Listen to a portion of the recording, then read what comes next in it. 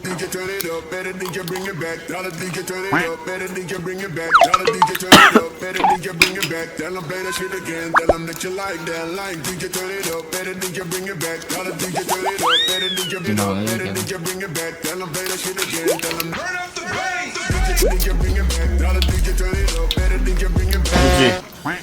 Better DJ bring it back, tell them play that shit again, that you like that line. DJ turn it, DJ turn it, DJ turn it, DJ turn it, DJ turn it, DJ.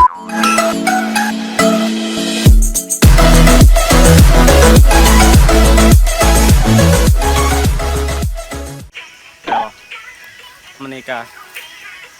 ไปสิพาลงสาเนาะหาปลาก็มีนาอยู่อันนึงแล้วก็มาไปเลยเอาเบิ่งว่าเขาสิได้ปลาจักตัวแล้วก็มันสิให้ทำได้เอามาหลุดเบิ่งกันไอ้ก้อนให้สิลงก้อนให้สิลงนี่ครับเบิ่งนี่ก้อนมันสิขาดจะตายยังไงก็บ่ต้องดูที่หายแล้วไปนี่ไปก่อนก็ได้โอ้นี่เกียร์ตะปลาปลาใหญ่มันก็ปูนประคอนี่หุ่นโอเคโตมานำมาสิ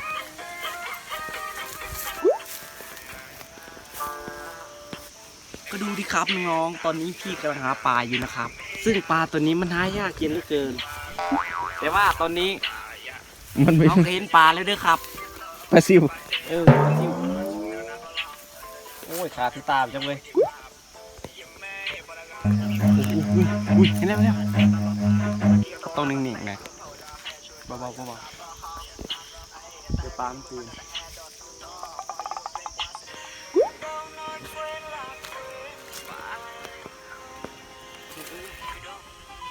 ให้จะลูกไปเก็บอ่ะ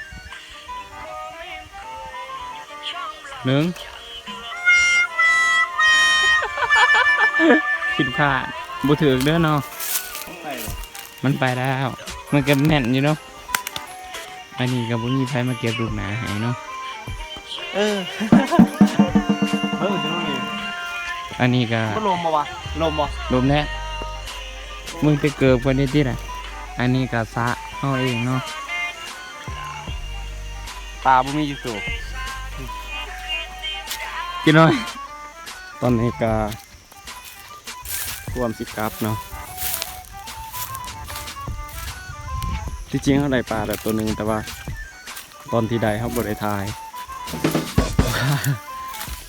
ว่ามันค่อนข้างยากเนี่ยตอนนี้กำลังซิเมื่อเนาะว่าเขาได้ปลาแล้วตัวหนึ่งมันก็เป็นปลาที่ใหญ่แต่ว่าปลาอยู่ทั้งหน้าพุ่นให้น้องถือเมื่อ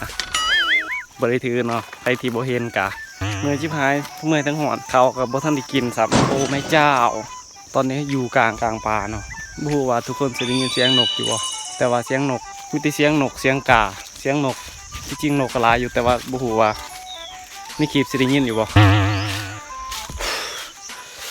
เมื่อยแล้วนี่กับปลาที่ยังมาได้เนาะเป็นปลาน้ำจืดปลาน้ำจืดอยู่กลางป่าแอมะซอนนี่ปลาที่มีโคนมีหางมีหูของปลานี่ก็เป็นปลาเขาเลี้ยงเนาะเป็นปลาเลี้ยงแล้วยังมาได้วันหนึ่งใช้เวลาเลี้ยงอยู่ประมาณ300 ปีน้ำหนักปลาได้อยู่ประมาณ2 ตันใครอยากมากินกับ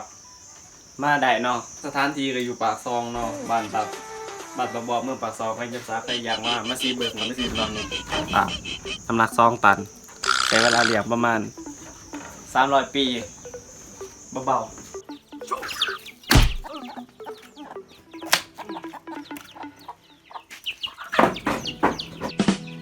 ไปดีที่หมาย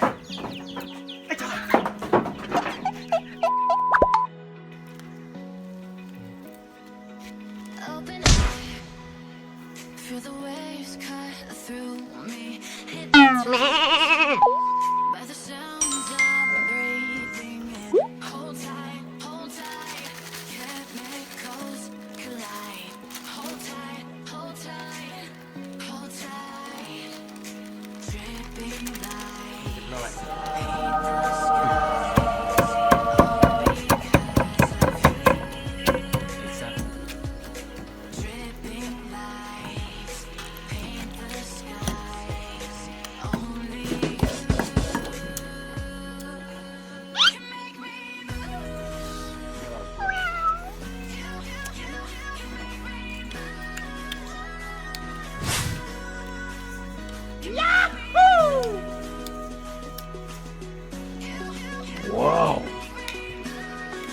Okay.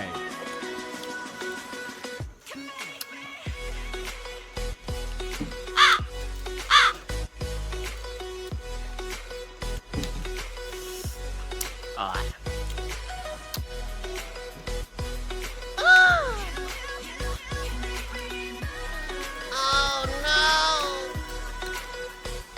เอาไม่กินแล้ว ทายที่จอมไปมีเราจะกินเทียนไหน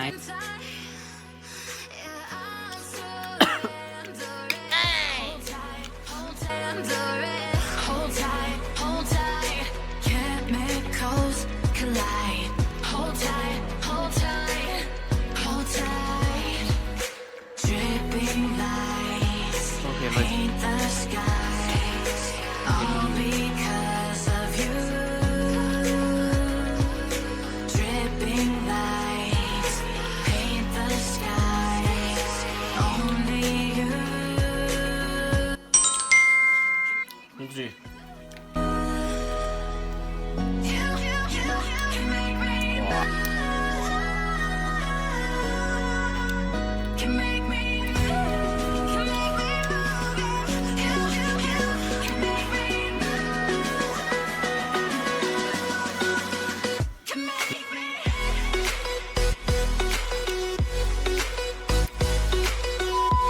ก็โอเคเนาะตอนนี้ก็กินขับอิ่มแล้วกำลังสิย่างเมื่อย่างตากแดดรู้สึกว่าอิ่มแห้งๆจุกท้องเลยเนี่ยก่อนเมื่อฮักกาสิย่างแนวเฮ็ดมวนๆเนาะ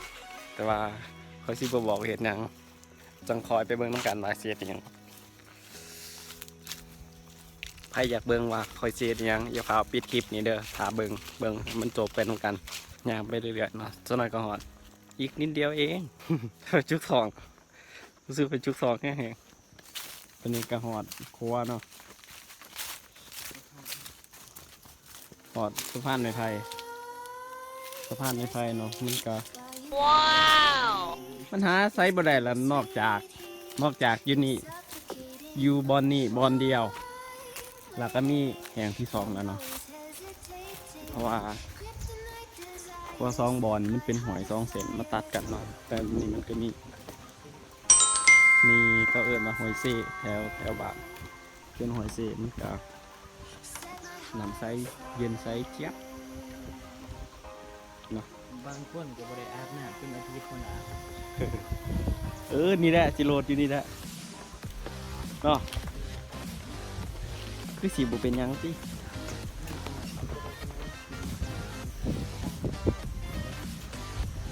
หัดคือเก่าเด้อทุกคน มันก็เป็นตะมวนอยู่เด้นี่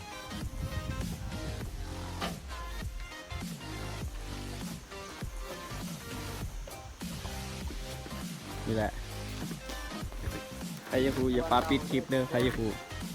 ใครที่จะพูดว่าเขาเสียหยังอย่าปาปิดคลิปเนาะหาเบิ่งไปน้ำกันว่าเขาเสียหยังฮึบหอดแล้ว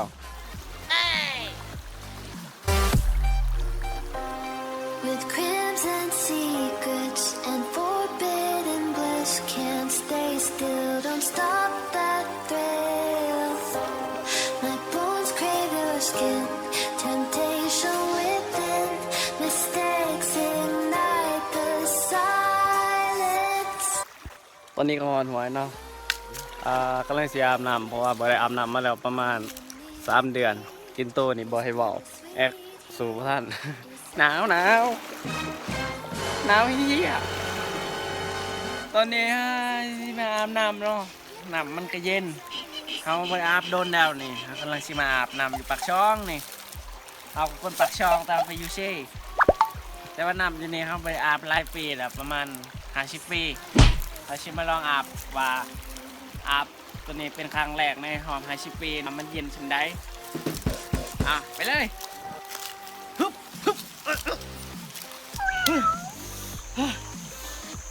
ไปอาบลมเลย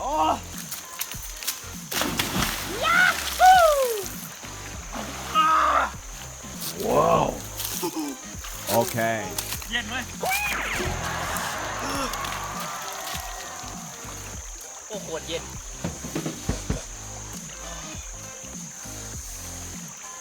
เย็น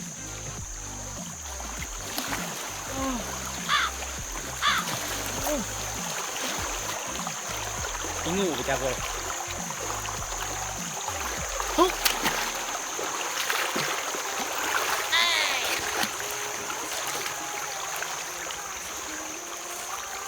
อ๋อตอนนี้เขาก็ต้องสู้กันอยู่เนาะ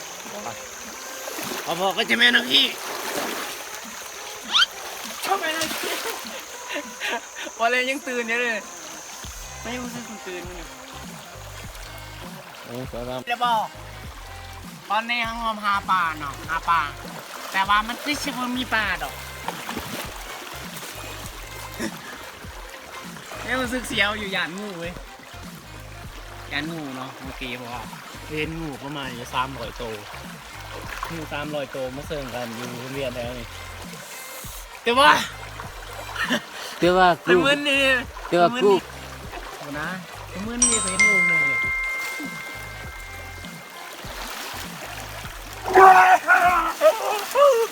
หนาวโอ้ยปวดเย็นเย็น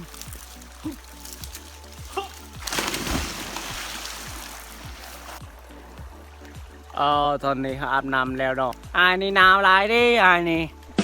อายบ่เคยอาบน้ำอยู่เขตปากช่องอายอาบน้ำแต่อยู่เช่อายมาอยู่ปากช่องเนี่ยมันหนาวหลายเย็นชิบหายเย็นเจียบสำหรับใครที่มักกินนี่ก็อย่าลืมกดไลค์กดแชร์แล้วก็กด Subscribe เนาะแล้วก็อย่าลืมกดกระดิ่งไว้นำเด้อจะเป็นการบ่พลาดคลิปเฮาเนาะเพราะว่าเฮาจะเฮ็ดคลิปอยู่ตลอดบายมีแค่นี้แหละอย่าลืมกดไลค์กดแชร์กด Subscribe แล้วก็กดกระดิ่งไว้นำเด้อ